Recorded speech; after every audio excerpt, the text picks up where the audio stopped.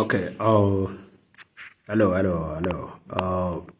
I just want to say hi to all of you, those who uh, are listening and those who will listen to this later. My name is Dr. Dolarjin. I'm actually coming to analyze what is going on in the country, South Sudan, particularly South Sudan. The new development of the ongoing war is what I'm coming to discuss. Please, if you get it, go ahead and share it so that at least everybody can get what is going on. First of all, let me start with what you hear maybe from social media, from your friend, and from your parties that you are supporting. Thing that you hear out there. There is a lot of propaganda. First of all, about this war, a lot of propaganda, and I think with critical analysis, you can be able to figure out the truth and maybe the propaganda about the war. So first, you hear that the war is getting ugly, is getting worse on the government side. That's what they tell you. And they will tell you that means the IO opposition is winning today. That's what you hear today. But the reality to this is that the war actually is getting worse on both sides. Okay, government forces actually have a winning side on the first round of the war, on the first battle. The second round, IO is winning. That is the reality. Okay, so is the war on the bottom. Another thing that they tell you, let me tell you, another thing that they tell you is that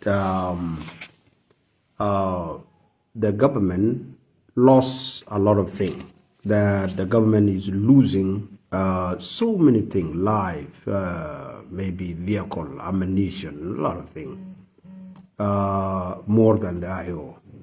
The reality on the ground is that both sides are losing.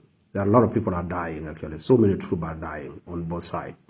Many vehicles have lost. There are a lot of ammunition captured, car, homes are burned, bases are being taken, and civilians are actually, they are fleeing. And many soldiers actually are killed on this battle. That is something that you need to understand. Second, how this war actually being fought is we need to understand. There is new development going on. There are some strategic military development or military skill being used in this war. Government has deployed what they call in the military is a closed box. That's what government strategy is using. So what it means is that a government actually trying to close all the rebel and the opposition into one box, into a closed box, so that they can kill them. This is a strategic military operation. So what they did is that they circle them, they label where their location is, so they are coming from Poktap, and then some of them is coming from Ayut, some of them are coming from Dukpadiet, and they kind of like they circle, they label the opposition into a surrounding area where they meet at a place called Pathai. So Pathai is actually in the middle, and their strategy is that if they clear UI, they clear Pajut, they clear those side of Pathai, then they can go to Wat. That was the strategic from the government side, and this strategy was implemented. Okay, so they move, they were moving in all those directions, and then as they are moving, I think the IO found it is really very difficult to actually to maybe fight them. They kind of allowed them, and then there was some fight. Those fight they were not resistant, and then they were actually defeated. So they come up to Pathai. They pass Pajud. They pass a lot of places. They actually even enter in Wow in UI. This is what is going on in the ground. Now the second day is that the IO and the White Army and their allies actually who decided to. They say we just allow them. They come back and attack with an attack. So the attack is done in multiple ways. Most of you, maybe if you follow the war of 2014, this is a tactic used by General Peter Gadet in a place called Jamesa and Sudan Safari, is that it's only used when you are ambushing people. It does not work actually when you when you are already in the base. This strategy don't work. This strategy only work if the troops are moving. So you attack them at their base, in the bottom, in the middle, and at the front. That was what Gadet used in Sudan Safari, and there are video there. You can watch that. Now, this is used now by IO. So the IO actually, what IO did is that they attacked the headquarters. A headquarters is actually placed behind the soldiers. So the soldiers were moving to Pathai, they were moving to UI, they were moving to places like Pajut, and then their headquarters was left behind. And in the headquarters, a lot of military leaders, so many logistic, ammunition, and a lot of things, food. So that was the first place that got attacked. And then they also attacked the middle. They also attacked at the front in Pasai, because the government forces in front is already in Pathai, and that is where actually they got attacked. And then they got messed up. So some of them retreat. Most of the soldiers retreat because the communication is impossible. There was no any communication now because the headquarters actually did. And then for them they were dispersed. So the reality with this is that this is strategy actually of working on both of them. This ambush strategy for the opposition actually work. The box strategy for the government is also working for them. And so what is happening because of this? There's a lot of celebration out there. IO supporters are celebrating, and government supporters are celebrating. And this is taken literally. What you hear in social media is that, oh, the Nuer are celebrating. That means they are winning a lot. The Denka are celebrating, meaning they are winning a lot.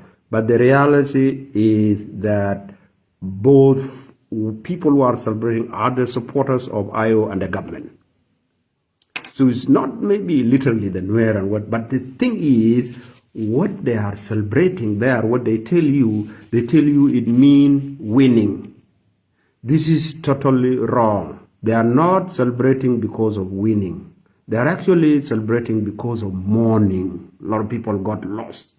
People died. And because of these, so people are mourning so that they can find a way how to forget this thing. And it's hard because we are talking of mass number of people that actually die. Okay, so they are mourning, they are trying to encourage people, not winning. It's not a winning situation. As I told you in my video analysis on the other video, last time I told you this war, no side is not going to win. I told you that. I already predicted because I have experienced a lot of war in the country. So this is what is going on. Actually, most important thing that I wanted to share with you, which we may need to pay attention, all of us, whether you are a Nuer, whether you are a Denka, whether you are any citizen in South Sudan, is that there is something going on in Pathai now. There is a general. This general, his name is Mark Alqual. A lot of people think that he was killed yesterday, but the reality on the ground show that he was not killed actually. And what what is going on actually, why people think that he got killed and why he's not killed. This is something that I want to analyze very quick. So what happened, Makal is one of the senior commander that has a lot of his skill since the 1990s. I actually know him personally. And what is happening, he has been fighting in the League War, Sudan War. He has been fighting a lot of operation. He knows a lot of operation. So what is happening with him is that actually with the ambush that happened in Pathai, he would have been killed actually. But why? The reason for this, in my argument, is that he is actually using civilian. That's why actually he was not killed. He's using civilian, he's inside the civilian, he's able to actually to hostage the civilian. And this is what we wanted to pay attention to this actually, because a lot of civilian you can find in his video, there's a lot of women, children, and he's inside the children. So now forces from IO wanted to attack him. They think that they're going to hurt those children and those women. And this is the reason actually his forces, they were not attacked. That is why he's able to come out and speak. But the reality, what we don't know, if he has enough food for those civilians, and then the civilian may feel like they are hostage, and if they don't have food, they don't have nothing to come, and they are not militant, and he's surrounding with them so that the opposition cannot attack him. Because if they attack him, then it means all those civilians are going to die. That is the strategy he's using right now in Pathai, and his forces they were not actually attacked. That is for Makal. Now what it means now? There's a lot of things actually. People might look into this. So, but in reality, as you have seen, there's a lot of loss from both sides. Many soldiers die. And the IO, if there are people who die, the IO actually have gotten a lot of equipment, including military tank. They will not get some of sophisticated weapon that maybe some of them may not know how to fire them. So that means IO will need to recruit more people and train them with those weapons. That is another thing. Government now will need troops to dispatch them actually to this war. And IO will need also the troop to go to Juba.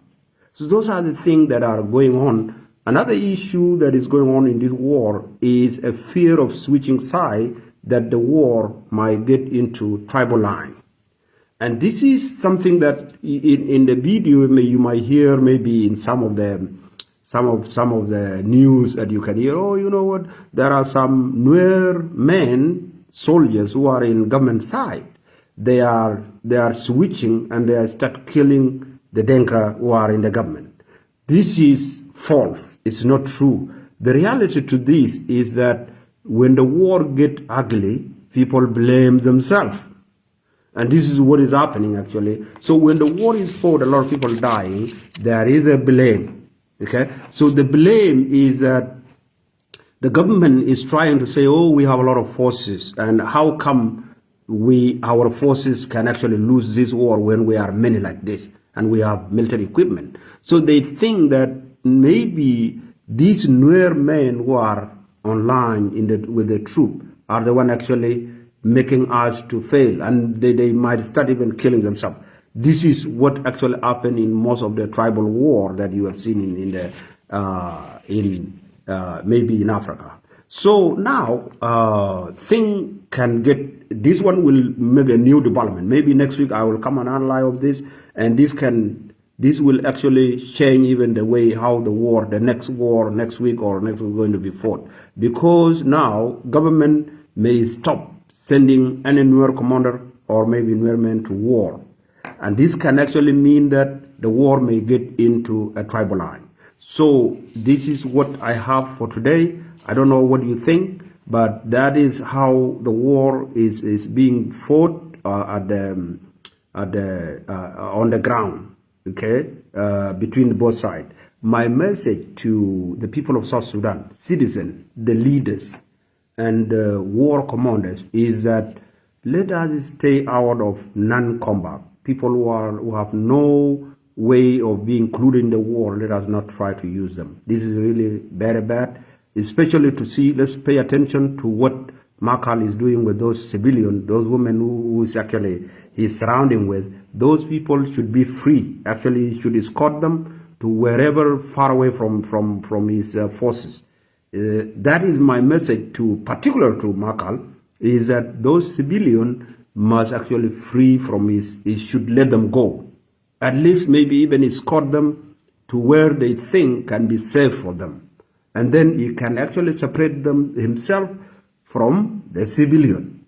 Otherwise, staying with civilian, putting the civilian with you, mean that you are keeping them hostage. And many of the South Sudanese will judge you according to this. That is what I am. I will stop here, and I'll keep analyzing this. Please share it with our people, and thank you very much. Have a good day.